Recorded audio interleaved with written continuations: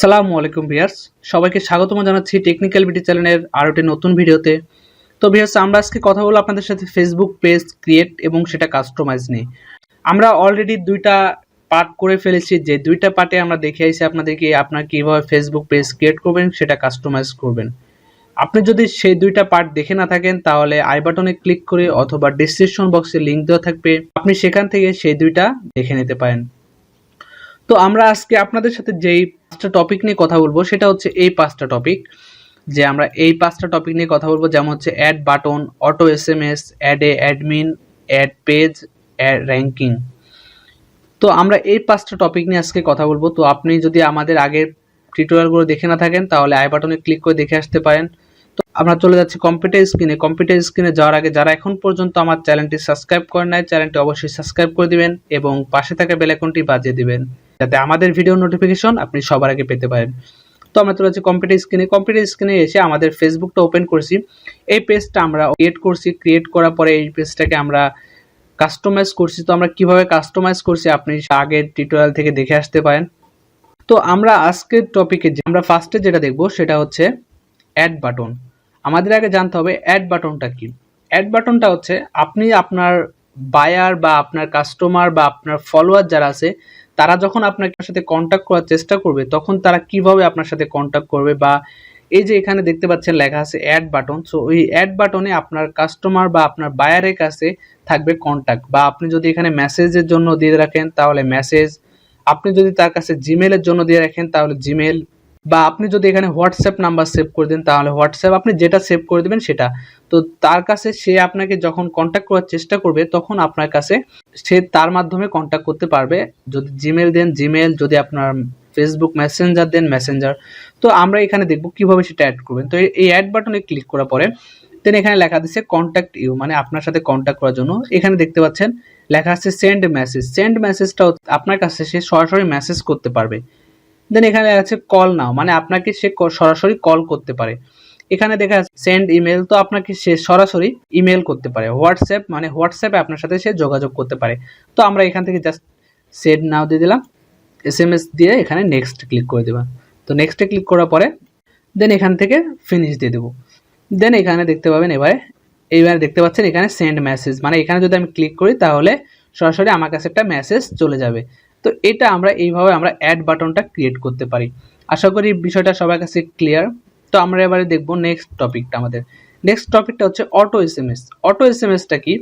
Auto SMS হচ্ছে, আমরা তো সবাই সবসময় অনলাইনে থাকি না। তো আপনি যদি সবসময় অনলাইনে না থাকেন তো সেক্ষেত্রে আপনার বায়ার বা আপনার কাস্টমার যখন আপনাকে মেসেজ করবে তখন তাদেরকে আপনি যে মেসেজের রিপ্লাইটা দিবেন সেই রিপ্লাইটা আপনি এখানে লিখে রাখতে পারেন, বা আপনি অটো এসএমএস হিসাবে বা রোবট এসএমএস হিসাবে সেটাকে সেট করে রাখতে পারেন, যেটার মাধ্যমে আপনাকে আপনার বায়ার এসএমএস করার সঙ্গে সঙ্গে আপনার বায়ারের কাছে একটা ফ্রিতে এসএমএস চলে যাবে। সেটাতে আপনি যে কন্টেন্টটা আপনি লিখে রাখবেন সেই কন্টেন্টটা আপনার বায়ারের কাছে চলে যাবে। তো সেই অটো এসএমএসটা আপনি কিভাবে সেট করবেন আমি আপনাদেরকে সেটা দেখাচ্ছি। তো অটো এসএমএসটা সিলেক্ট করার জন্য জাস্ট আপনাকে সেটিং নামে যে অপশনটা আছে আপনার ফেসবুকে, সেই সেটিং নামে অপশনটাতে ক্লিক করতে হবে। তো সেটিং নামে অপশনটাতে ক্লিক করার পর এখানে দেখতে পাচ্ছেন লেখা আছে মেসেজিং। তো আমরা এই মেসেজিংয়ে ক্লিক করে দেব। তো মেসেজিংয়ে ক্লিক করার পরে একটু নিচে আসবো। নিচে আসার পরে দেখতে পাচ্ছেন স্টার্ট মেসেজিং, এটা অফ করা আছে। তো আমরা এটা অন করে দেবো। তো অন করার পরে এখানে দেখতে পাচ্ছেন লেখা আছে হাই। তো আমরা এটা চেঞ্জ করবো। তো চেঞ্জ করার জন্য এখানে দেখতে পাচ্ছেন হাই লেখা আছে, মানে আপনাকে যদি কেউ মেসেজ করে তার কাছে শুধুমাত্র হাই লেখা একটা এসএমএস চলে যাবে। তো আপনি যদি চান এটা তার কাছে একটা আপনি ক্রিয়েট করতে নতুন করে, যেমন এখানে আপনি যদি লিখতে চান কেমন আছেন তাহলে সেটা তার কাছে চলে যাবে। এখানে দেখতে পাচ্ছেন স্ক্রিনে লেখা উঠছে কেমন আছেন। তো আপনি যদি চান যে তার কাছে যে কোনো একটা কন্টেন্ট লিখে আপনি সেটা সেভ করে রাখবেন, যে আপনার কাছে মেসেজ করুক না কেন তার কাছে একটা অটোমেটিকলি মেসেজটা চলে যাবে। তো আপনি সেই মেসেজটা এখানে লিখে রাখতে পারেন। আশা করি বিষয়টা সবার কাছে ক্লিয়ার। দেন আমরা যেটা দেখবো সেটা হচ্ছে অ্যাড এ অ্যাডমিন। যদি আপনি একাধিক অ্যাডমিন রাখতে চান আপনার পেজে, যদি আপনি সবসময় অনলাইনে না থাকেন তাহলে আপনার পেজে পোস্ট বা আপনি আরেকজন অ্যাডমিন বা কয়েকজনকে অ্যাডমিন হিসাবে রাখতে পারেন, তারা আপনার পেজটাকে কন্ট্রোল করবে। তো সেক্ষেত্রে আপনি আপনার ফেসবুক থেকে কিভাবে আপনার অ্যাডমিনটাকে সিলেক্ট করে নেবেন, মানে আপনি কাকে অ্যাডমিন বানাবেন সেটা কিভাবে আপনি সিলেক্ট করে নেবেন আমি সেটা দেখানোর চেষ্টা করতেছি। তো আপনি এখান থেকে আসার পরে সেটিং নামে যে অপশনটা আছে সেটাতে ক্লিক করে দেবেন। তো সেটিং নামে অপশনটাতে আসার পরে এখানে দেখতে পাচ্ছেন পেজ রুলস। সো আমরা পেজ রুলসে একটা ক্লিক করে দেব।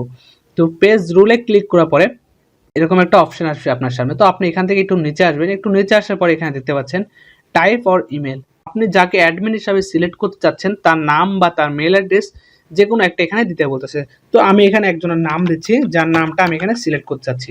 তো এখানে আমি যদি এই নামটা এখানে সিলেক্ট করে দিলাম, দেন এখানে অ্যাড ক্লিক করে দিলাম, দেন এখানে আপনার পাসওয়ার্ডটা দিয়ে সাবমিট দিয়ে দিলেই তার কাছে একটা নোটিফিকেশন যাবে। সে যদি নোটিফিকেশনটা অ্যালাউ করে দেয় তাহলে সে আপনার পেজের অ্যাডমিন হিসাবে সিলেক্ট হয়ে যাবে। তো আপনি এইভাবে একজন অ্যাডমিনকে সিলেক্ট করতে পারেন। আশা করি এটাও আপনাদের কাছে ক্লিয়ার। দেন আমরা যে টপিকটা নিয়ে কথা বলবো সেটা হচ্ছে অ্যাড পেজ। মানে আপনার যদি কোনো গ্রুপ থেকে থাকে তাহলে সেই গ্রুপে আপনার পেজটাকে আপনি কিভাবে মার্জ করে দিবেন বা লিঙ্ক আপ করে দিবেন আপনি সেই গ্রুপের সঙ্গে আপনার পেজটাকে। তো আমরা সেটা দেখাবো। তো সেটা দেখার জন্য আমরা অলরেডি একটা গ্রুপে ঢুকছি। তো গ্রুপে আসার পরে আপনি যখন একটা গ্রুপে আসবেন, আসার পরে এই যে এখানে দেখতে পাচ্ছেন মোর লেখা আছে, তো এই মোর লেখাতে একটা ক্লিক করে দিবেন। তো মোর লেখাতে ক্লিক করার পরে এখানে দেখতে পাচ্ছেন এডিট গ্রুপ সেটিং, তো আমরা এটাতে ক্লিক করে দেবো। এই যে এখানে দেখতে পাচ্ছেন লিঙ্ক পেজ, এখানে দেখতে পাচ্ছেন এডিট এ লিঙ্ক পেজ, এখানে ক্রিয়েট এ লিঙ্ক পেজ। যদি আপনি নতুন করে একটা পেজ এখানে দিতে চান তাহলে সেটাও পারবেন, এটাকে যদি ডিলিট করে চান তাহলে সেটাও পারবেন। এইভাবে আপনি আপনার একটা গ্রুপের সঙ্গে আপনার পেজটাকে লিঙ্ক আপ করে নিতে পারেন।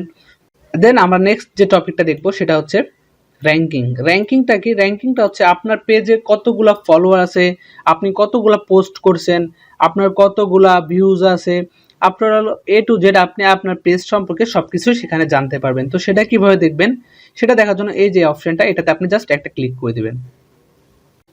তো একটা ক্লিক করে দেওয়ার পর দেখতে পাচ্ছেন এখানে লোডিং হচ্ছে, এখানে লেখা আছে পেজ ভিউজ, এখানে page post, page like, page ranking, এখানে আপনার পেজের ফলোয়ার, এ টু জেড আপনি আপনার পেজ সম্পর্কে যত কিছু জানার সবকিছু এখানে আপনি জানতে পারবেন, আপনার পেজে কতগুলা কি আছে বা না আছে।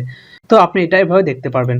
তো আশা করি সবাই ভিডিওটা বুঝতে পারছেন। যদি কোনো সমস্যা ফেস করেন তাহলে অবশ্যই আমাকে কমেন্ট বক্সে জানাবেন। আর আপনি যদি চান আপনার কোনো টপিক নিয়ে আমরা কথা বলবো তাহলে অবশ্যই আমাকে কমেন্ট বক্সে জানাবেন, আমি সেটা নিয়ে টিউটোরিয়াল করার চেষ্টা করবো। সবাইকে অসংখ্য ধন্যবাদ। সালামু আলাইকুম।